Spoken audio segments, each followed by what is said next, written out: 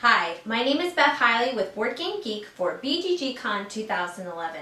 This is a rules explanation video for Welcome to Walnut Grove, which is published by Lookout Games.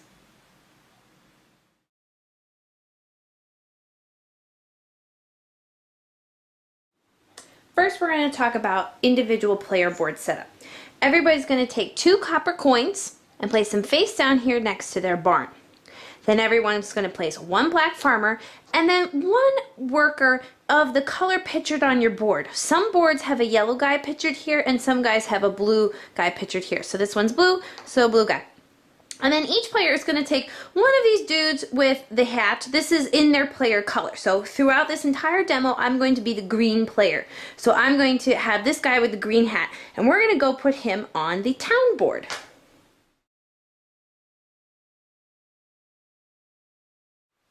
Now let's talk about the town board setup. First, you're going to find all of these year discs. We're going to put all the B's on the bottom, shuffled randomly, and then we're going to put all the A's on the top, shuffled randomly. Then you're going to flip over the top one. Each one of these discs represents 1 complete round in the game and also 1 complete year. So we're going to play over 8 rounds or 8 years. When we finish out that last year, we're going to figure out who has the most points, and that person's going to be the winner. Now we'll also just create some stockpiles of the different goods here along the side of the board, stockpile some money, the neighborly help tokens, and finally we're going to fill up all the buildings around the edge of the board. The carpenter and the mill are just going to get all the hut tokens and the barn tokens. Again, just match the pictures. Svensson's and the hardware store here are going to get these rectangular building improvements.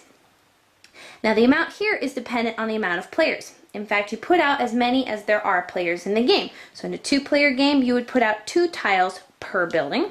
In a 3-player game, or in a 4-player game. So I have a 4-player game set up here. The hotel, the lodge, and the saloon follow the same rule. You put out as many laborers as there are players per building. So a 2-player game, a 3-player game, and a 4-player game. Keep in mind these laborers are the white guys, the blue guys, and the yellow guys. Now finally, to get us started, we're going to have to place our player pawns just on the board to get us started. There's actually 3 little starting spaces here, kind of drawn in the sand over by the church, and there's 3 over here by the town hall. Starting with the youngest player, that person's going to select one of those 2 locations that they would like to start in. So I'm the green player, we'll just say I'm the youngest, and I'm going to start over here by the church. And then going around the table in turn order, people would make the decision of whether they want to start at the church or the town hall. And now we are ready to begin the first season.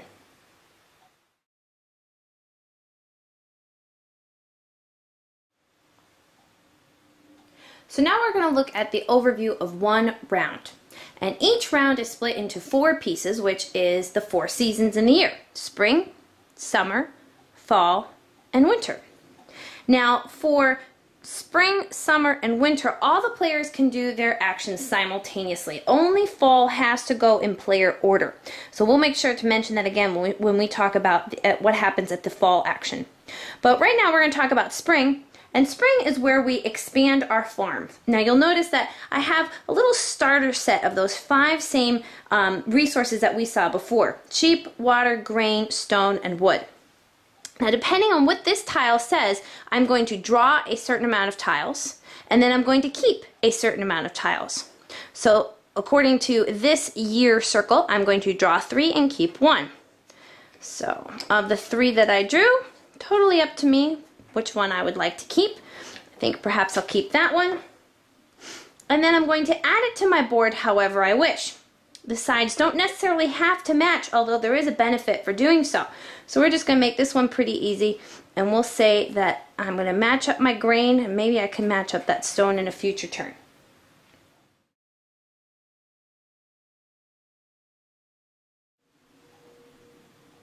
Now we're going to talk about the summer phase. In summer, we're going to be placing our pawns here, our laborers and our farmer, into these newly expanded landscapes that we just acquired and expanded during the spring phase. Now the colors here don't have to match at all. You can place these in any landscape you wish. So I might say I want to put this one in the water area there, and maybe we'll put this blue guy up here in the green. Now you do not have to put the pawn in one of the available boxes. That is for the goods that you're just about to produce. Anytime you add a pawn to a landscape area, it is going to immediately produce goods. And the amount of goods that it produces is equal to the number of tiles big that landscape is. So my fish area here is 1 tile big. Your player board counts as 1 tile. So it's going to produce 1 unit of fish. Now my green area here extends over 2 tiles. So it's going to produce 2 units, of grain. Now let's just say, we'll play a little, let's pretend. Let's say I actually produced a lot more grain than that. Well, I would fill up as many storage spaces in that landscape as I have space for. And then if I have any overflow, I can opt to put it down here in my barn. Now keep in mind, there's 2 barn spots here that are not yet completed, so you can't use anything down in this row. Now if you filled up all of your landscape and all of your barn and you still have goods left over, at that point, unfortunately, you would immediately discard them. Now at any point you can opt to move, at any point at any time in the game, you can move goods from your landscape down into your barn as long as there is room available. Now finally, when you're producing goods, there's one good in the summer season here that is going to produce extra. And that's whatever color is pictured here on the dial. So brown, which is wood, is going to produce an extra good. So if you were supposed to produce just 1, because of this bonus here for this year, it would produce 2. Now there's a few more placement rules to consider during this summer phase. You can have 2 pawns on the same tile, but they have to be in 2 different landscape areas, 1 on the grain and 1 on the stone.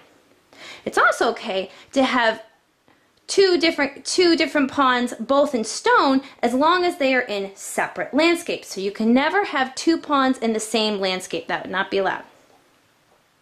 And finally, just a reminder that all of this is happening simultaneously. So every player is assigning their pawns to different landscapes and then immediately filling up those landscapes with the appropriate amount of goods.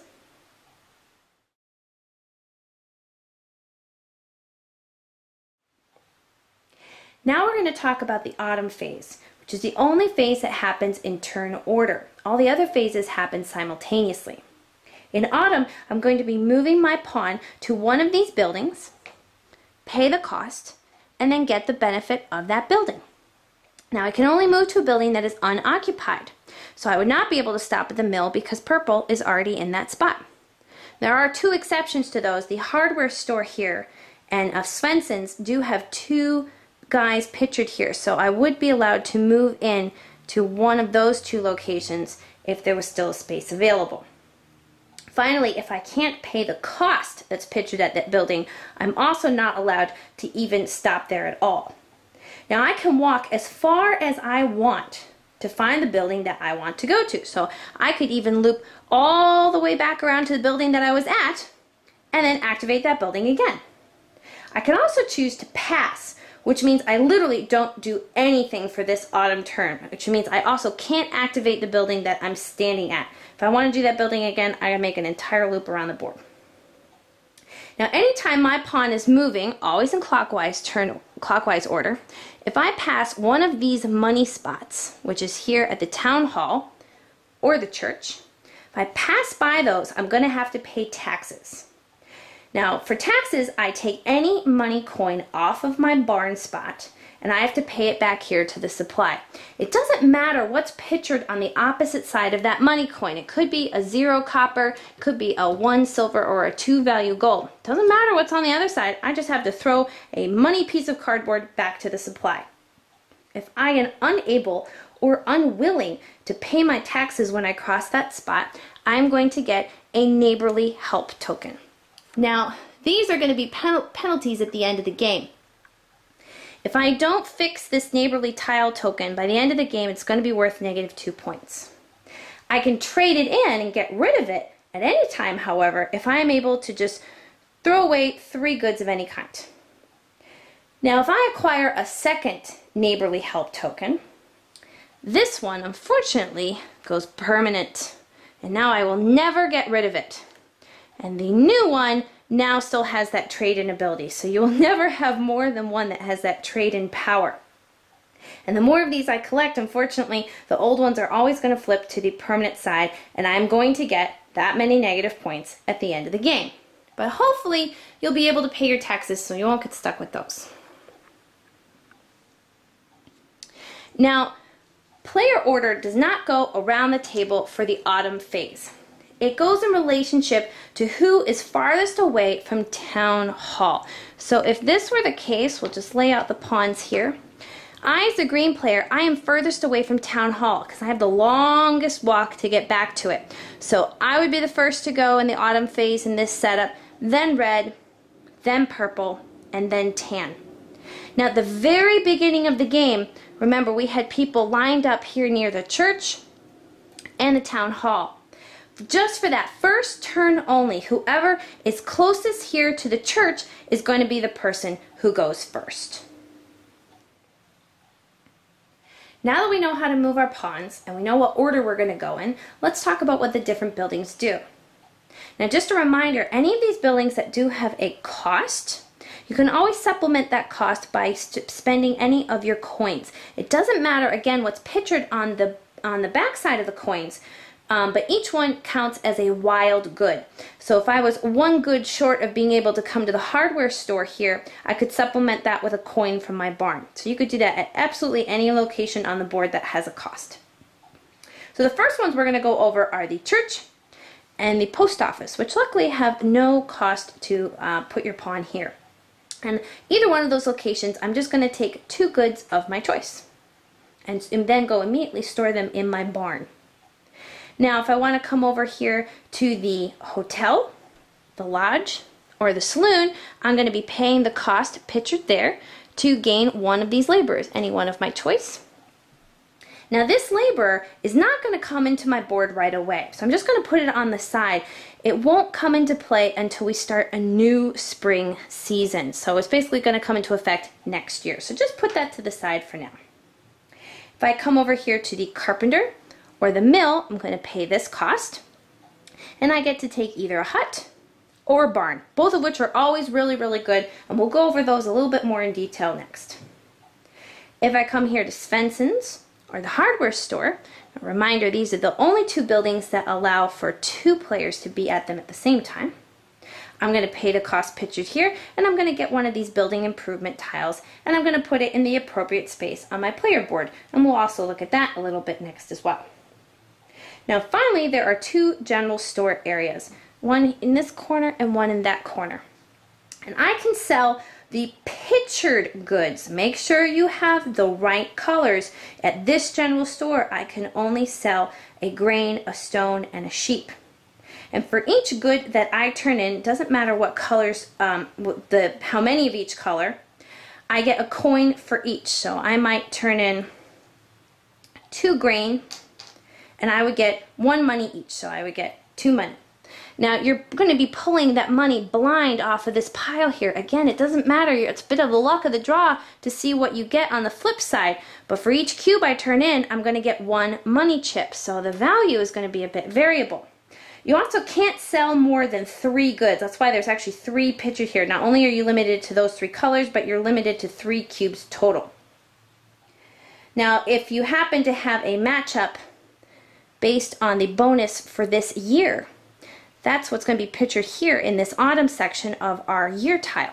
If I'm selling grain this year, then I'm going to get an extra chip for each grain that I sell. So instead of just getting 2 grain in this example, I would actually, 2 money, excuse me, I would get 4 money in this example. But remember, you're going to have a place to store that back in your barn. You are allowed to look at all of those money chips first, find the ones you like, and if I only have storage room for 2, I can pick the best 2 and then immediately discard the rest. Now let's just take a brief second to look at some of the locations of where these things you might be purchasing in fall or in autumn are going to go. If you purchase a hut, it's going to go over one of these covered wagon spots. If you purchase a barn, it's going to go over one of these outlines of a barn. You only have room for 2. And if you purchase a building improvement, it's going to go into one of these 3 spots down here at the bottom of your board.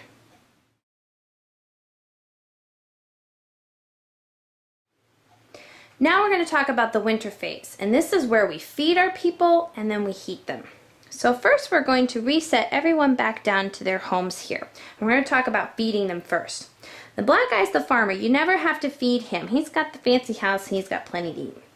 But every other pawn that's on your board, all these laborers, are going to have to be fed, and they want 1 cube of the same color.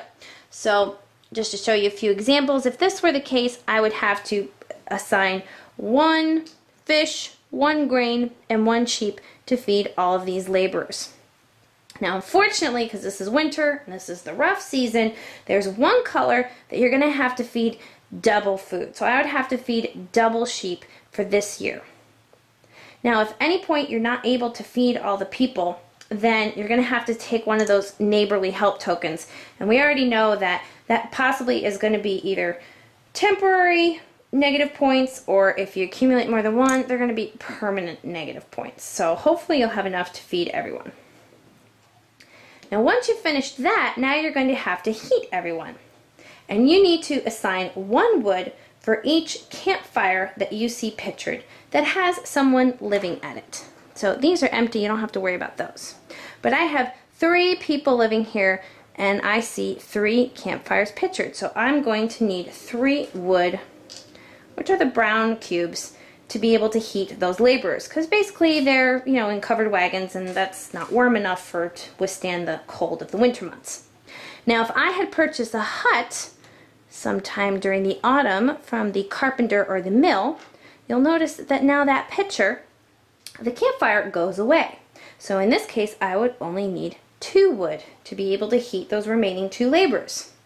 Unfortunately, this year also has a campfire picture up here. So I actually have 1 extra that I have to cover as well. So even with building this hut here, I would still need 1, 2, 3 wood to cover my heating costs for this winter. And again, for each cube that you are short, you're going to have to take those neighborly help tokens. So hopefully you have enough wood to heat everyone for this season.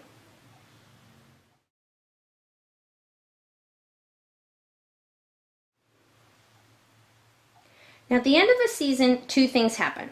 Any laborers that you had purchased that autumn are now going to come onto your board, so now ready and available for this new year. And you're going to have to expose a new year tile. So that year is done, and now we're going to flip over a new year, which will have a couple new conditions, new flavors for spring, summer, autumn, and winter.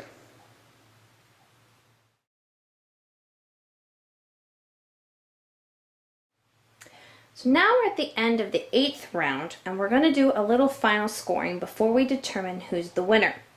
Now, there's a little list of things that give you victory points. They're listed here in the rules, but we're going to review them real quick.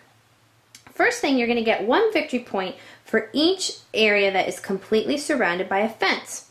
And the area within that fence does not have to be the same. So I have 1 area here that is completely surrounded, and I have another area here that is completely surrounded by a fence. So I would get 2 victory points, 1 for each of those. You would also get 2 victory points for each person in your personal board here. It doesn't matter whether they are a farmer or a laborer, but each one of these is worth 2 points. You also get 1 victory point for each hut and barn, and count the ones that you started with too. Just pick any building made of wood here. You're just going to give 1 point each. You're also going to get 1 point for each silver coin and 2 points for each gold coin. That's so nicely printed, 1 and 2 right on those.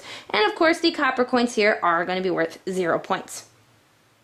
And finally, you're going to get victory points for the improvement tiles. And we're going to talk and highlight those next, but those are basically going to give you victory points for meeting certain conditions.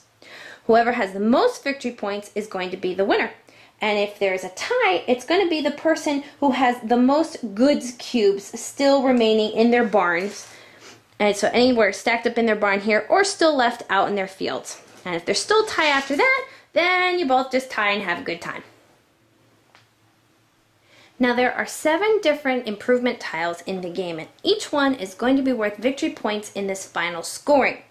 Now, they're all really well explained in the rule book, but we're going to go over them very quickly. If you have the tent, each of your improvement tiles, including this one, is going to be worth 2 points.